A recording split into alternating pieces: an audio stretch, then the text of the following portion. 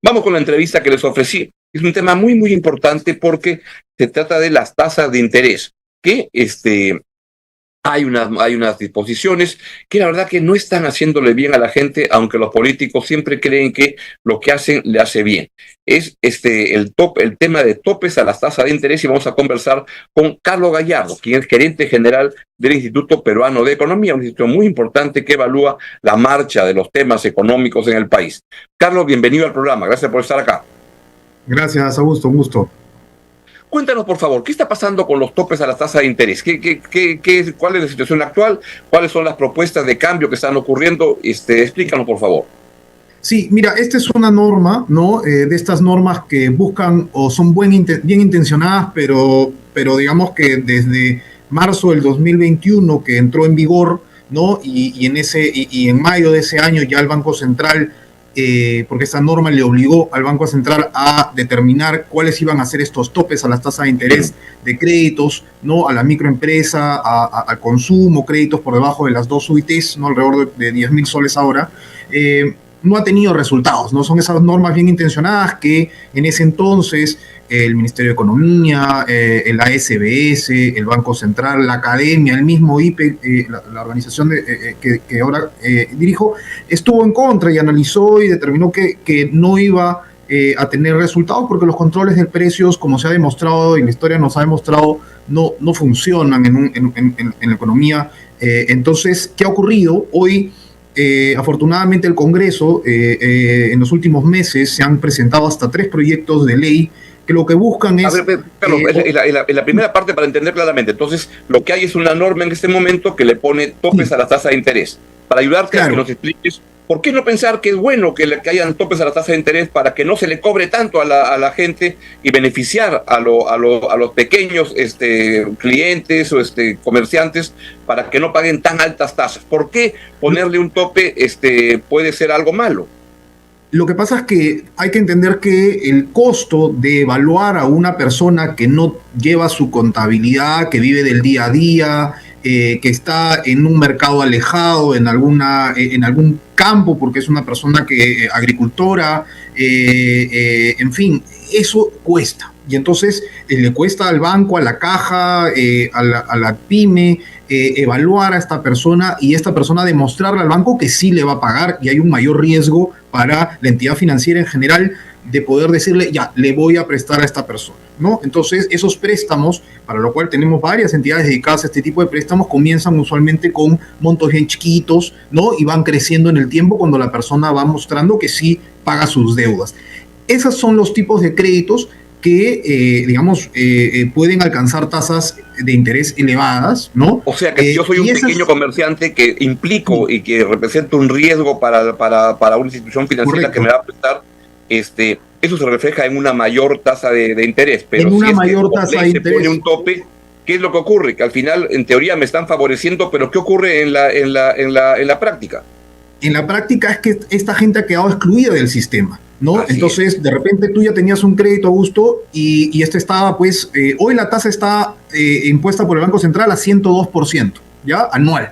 Entonces, de repente, tú ya tenías un préstamo y ya no te lo han podido renovar, ya no te lo pudieron renovar, terminaste de pagarlo porque tú estabas pagando un préstamo a una tasa más alta, ¿no? Ahora, esto no es lo normal del mercado. El promedio de la tasa de interés para este segmento es de menos del 50%, o sea, te estamos hablando de algunos casos extraordinarios. Pero ¿qué ha ocurrido? Esta gente ha quedado excluida, ¿no? O en el caso de la gente que no tenía un crédito, ha quedado sin acceso por completo, o sea, no puede acceder porque prestarle costaría más que esa tasa que hoy existe como tope, ¿no? ¿Y entonces qué cosa hago yo ante ese tope? ¿Me voy a dónde? ¿Al gota a gota? Sí, o sea, he terminado, o sea, claro, los proponentes de esta norma terminan saludando su norma porque dicen hemos logrado reducir la tasa de interés, ¿no es cierto?, de estos préstamos, pero lo que no están considerando es todo este universo de personas que ya no se están prestando en el sistema y se prestan en un sistema informal que sabemos, en el IPE hemos hecho un estudio que te puedo comentar los resultados, donde, estas personas pues están pagando tasas de interés, el 50% paga tasas de interés por encima de 500% anual, ¿ya? El 22% está pagando préstamos gota a gota, ¿no? O sea, con pagos diarios, ¿no? Y cerca del 80% de estas personas paga préstamos por encima de ese tope de la tasa de interés. El Banco Central, Augusto, ha estimado que hay 220,000 clientes entre personas naturales y pequeñas microempresas que están quedando excluidas completamente del sistema financiero. 220,000 clientes, ¿no? Entonces, no es poca cosa, es como esta norma finalmente lo que ha servido es para darle más mercado a los préstamos informales o por fuera del mercado, ¿no? Que sabemos que hay casos en los cuales terminan en préstamos gota a gota y con estas consecuencias de violencia ante las personas que eventualmente no se retrasan en sus pagos, no pagan, ¿no? Y con muertes incluso, como hemos visto en las noticias. Así es. Entonces, el típico ejemplo de una norma una regulación que en teoría pretende favorecer a los ciudadanos y a los más pobres, los acaba perjudicando, ¿no? Y sacándolos del mercado o empujándolos a un sistema muy peligroso de endeudarse con tasas elevadísimas, mucho más altas en el mercado negro y con riesgos hasta para tu propia vida. En ese contexto, ¿dónde estamos ahora y qué es lo que sería racional hacer en este contexto en el cual hay que decidir qué se hace con estos topes a la tasa de interés? Mira, hemos ido a lo largo de estos 3 años, porque ya tiene 3 años en vigor esta norma, ¿no? Desde marzo del 21, y digamos que desde distintos espacios, el Banco Central, la SBS e instituciones como el IPE han ido siempre anotando por qué era inconveniente esta norma, por qué afectaba en realidad a estos clientes del sistema financiero. Y lo que hay ahora es que en los últimos meses se han presentado 3 proyectos de ley en el Congreso de distintos partidos, ¿no? Y que buscan suspender la aplicación de esta obligación de que el Banco Central establezca topes y dicen, vamos a suspender esta aplicación por 3 años, por 5 años, o la vamos a acotar para que solamente se establezcan topes en casos muy extraordinarios, ¿ya?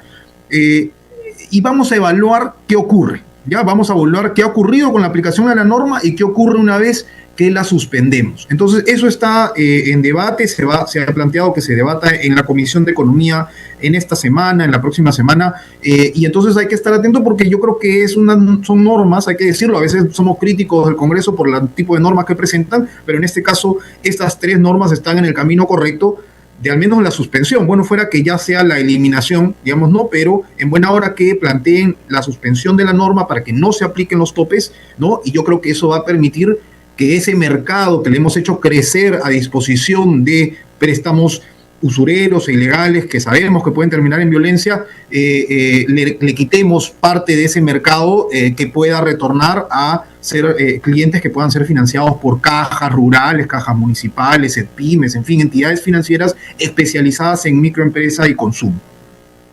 Claro, qué interesante lo que nos has explicado y ojalá que el Congreso pues concrete esta iniciativa de que está caminando en esa línea para corregir esto que no le hace bien a la gente, que en teoría se cree que la va a ayudar a los más pobres y no es así. Una buena regulación es la que sabe cómo favorecer a la gente en la realidad y no solo para la tribuna. ¿Algo más que quieras agregar, Carlos, para entender este problema y este asunto tan relevante? Te hablé de los 220,000, ¿no? De los 220,000 clientes que han quedado excluidos. Sí. Es importante también que estimamos que este sector del crédito informal está o mueve alrededor de 1.000 millones de soles al año, Augusto, y esto es como el 80% que prestan todas las cajas rurales a las MIPES y a las personas, ¿no? O sea, el tamaño es grande, entonces la posibilidad de ir trayendo a estos tipos de créditos hacia el segmento formal, ¿no es cierto? Yo creo que es importante, es oportuno que avancen estas normas y que podamos retornar a un escenario donde podamos quitarle mercado a este segmento que, como sabemos, ilegal termina en actos de violencia lamentables. Carlos, muchas gracias. Y esto reivindica o relieva lo importante que es que los ciudadanos estén bien informados de los temas financieros, que no son tan complejos como se quiere, solo se requiere que sean bien explicados y Carlos Gallardo del IPE nos ha ayudado mucho para entender. Te agradezco mucho, te envío un gran abrazo. Gracias, igualmente.